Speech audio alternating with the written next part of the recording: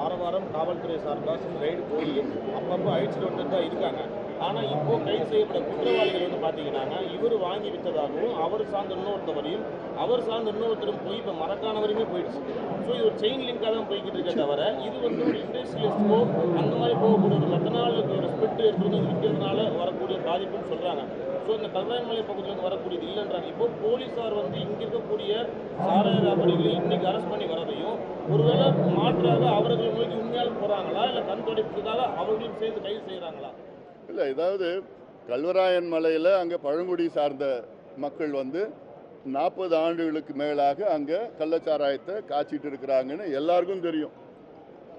இங்கே நான் தேர்தல் நேரத்தில் வந்தால் தேர்தல் நேரத்திலே தேர்தல் பரப்புரையில் நான் பலமுறை சொல்லியிருக்கிறேன். எங்கள் கட்சி சார்பில் இங்கே போராட்டங்களும் பல கடந்த காலத்தில் நடத்தியிருக்கிறோம், சொல்லியிருக்கிறோம். ஆனால் யாரும் அதை செவிசாக்கல. ஏன்னா அவங்கள ஓட் பேங்காக தான் பார்க்குறாங்க. 32,000 ஓட்டு அங்கே மலையில் இருக்குது. இவங்க அவங்களுக்கு பாதுகாப்பாக இருக்கிறாங்க. பாதுகாப்பாக இருந்து தேர்தல் நேரத்தில் அவங்களுக்கு பணத்தையும் கொடுத்து சாராயத்தை கொடுத்தா ஓட்டு போட்டுடுறாங்க. இதுதான், அதனால தான் இவர் 5 முறை எம்எல்ஏவாக இருக்கிறார். எடுத்தோடனே இவருக்கு 30,000 ஓட்டு வந்துடுது. அவருக்கு மீதி இருக்கிற கீழே இருக்கிற மலை கீழே இருக்கிற ஓட்டு வாங்கினாலும் 5 முறை எம்எல்ஏவாக இருக்கிறார். அவங்களுக்கு பாதுகாப்பு, காய்ச்சறவங்களுக்கு இவர் பாதுகாப்பு, விற்கிறவங்களுக்கு இன்னொருத்தர் பாதுகாப்பு. அப்படி யாராவது இங்கே கைது பண்ணால் உடனே அவங்களுக்கு ஃபோன் பண்ணி எஸ்பிக்கு கலெக்டருக்கு அவர் ஃபோன் பண்ணி மிரட்டுறது, விட்டுடுங்க, ரிலீஸ் பண்ணுங்க, அவங்களுக்கு நம்ம ஆள் தெரிஞ்ச ஆள் அப்படின்னா. ஏன் இப்போ அந்த கண்ணுக்குட்டி அவன் கோவிந்தராஜன் அவன் வந்து பேனர் வைக்கிறான், டிஜிட்டல் பேனர், பெரிய அவங்க திமுக அலுவலகத்துக்கு மட்டும் பெரிய பேனர் வைக்கிறான். இவங்க தேர்தலில் வெற்றி பெற்றதுக்கு, மலையரசன் வெற்றி பெற்றதுக்கு. அப்போ என்ன, அப்போ எல்லாமே உடனே தான் இருக்கிறாங்க. ஆனால் நீங்கள் சொல்கிறது நிச்சயமாக சாத்தியம்.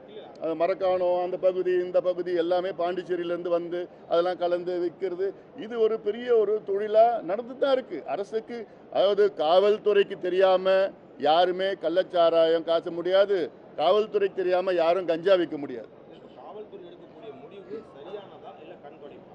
கண் துடைப்பு தான் அது, நிச்சயமாக கண் துடைப்பு. நீங்கள் சிபிசிஐடி என்கொயரி கண் துடைப்பு தான். அதில் யாரும் அரசியல்வாதிகள் யாரும் அதில் மாட்ட மாட்டாங்க.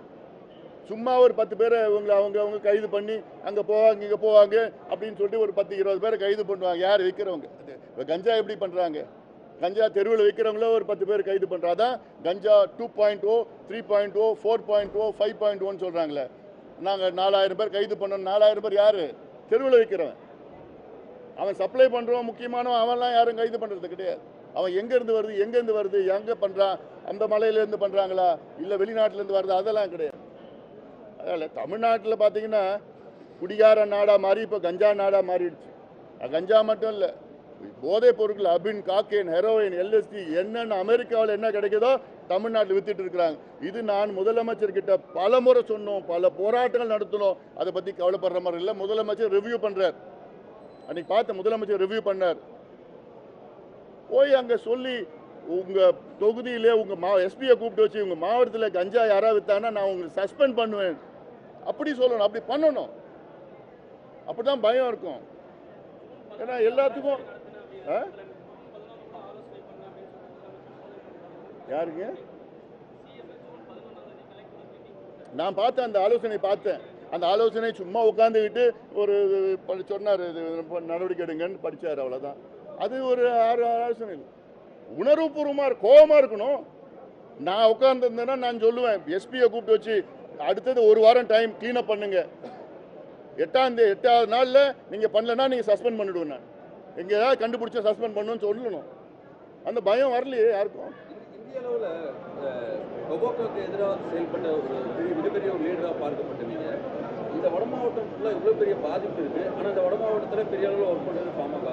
இந்த பெல்ட்டில் பாமகவுடைய ஒர்க்கு இந்த கலாச்சாரத்துக்கு எதிராக கடுமையான தீவிரமான ஒரு வேலையை செஞ்சிருந்தா இந்த அளவுக்கு இல்லாமல் ஓரளவுக்கு தடுக்க முடிச்சிருக்கணும்னு நினைக்கிறீங்க? ஒரு அரசியல் கட்சி செய்யணும், அரசு செய்யணும். அரசியல் கட்சி தவறிட்டீங்க அப்படின்னு தான் இருக்காங்க. தம்பி, எங்ககிட்ட ஆட்சி ஒரு மாதம் இருந்தால் போதும், அதிகமாக வேண்டாம். இல்லை சொல்கிறேன் நான், எங்ககிட்ட ஆட்சி வந்து 1 மாதம் இருந்ததுன்னா என்டையர் தமிழ்நாடு நாங்கள் க்ளீனப் பண்ணுவோம். அது இல்லாமலே நாங்கள் எவ்வளோ க்ளீனப் பண்ணியிருக்கிறோம். இன்னைக்கு தமிழ்நாட்டில் 7500 மதுக்கடையில் இருந்தது, இன்னைக்கு வந்து கிட்டத்தட்ட 4800 தான் இருக்குது. அது காரணமே நாங்கள் தான். விழிப்புணர்வு ஏற்படுத்தியது நாங்கள் தான். எந்த கட்சியும் பூரண மதுவிலக்கு ஏற்றுக்கல, கொள்கை ஏற்றுக்கல. எங்கள் ஐயா தொடர்ந்து போராட்டம் பண்ணி தான் இன்னைக்கு எல்லா கட்சியும் பூர்ண மதுவிலக்கு கொள்கை அளவில் ஏற்றுக்கிறாங்க. சும்மா கொள்கை அளவில் ஏற்றுக்கு அதுவே பெரிய விஷயம் அதில். அதனால் இது சட்டம் ஒழுங்கு பிரச்சனை, இது ஒழிக்கணும். எல்லாமே நான் சொல்லியிருக்கேன்ல, இதில் யார் அதிக பாதிப்புனா தாழ்த்தப்பட்ட சமுதாயம், வன்னிய சமுதாயம் பாதிப்பு. அதனால் இந்த சமுதாயங்கள்லாம் முன்னுக்கு வரணும், அதுக்கு கல்வி கிடைக்கணும், வேலை வாய்ப்பு போகணும், வாழ்வாதாரம் பெருகணும், அதுக்கு இடஒதுக்கீடு கொடுக்கணும், ஜாதிவாரி கணக்கெடுப்பு நடத்தணும். அது எதையுமே செய்யறதில்ல, அரசுக்கு செய்யறதில்ல. அது நாங்கள் எங்களால் என்னென்ன முடியுமோ நிச்சயமா நாங்கள் எத்தனையோ போராட்டங்கள், அதாவது இதை எதிர்த்து அதிக போராட்டம் செய்த கட்சி பாட்டாளி மக்கள் கட்சி. அது யாராலும் மறுக்க முடியாது. தொடர்ந்து போராட்டம் செஞ்சிடும், மாநாடு நடத்தணும், போராட்டம் செஞ்சிடும், நீதிமன்றம் வழக்கு, சட்டமன்றத்தில் பேசியிருக்கிறோம், நீதிமன்றத்தில் எத்தனையோ வழக்குகள் தொடர்ந்து பண்ணி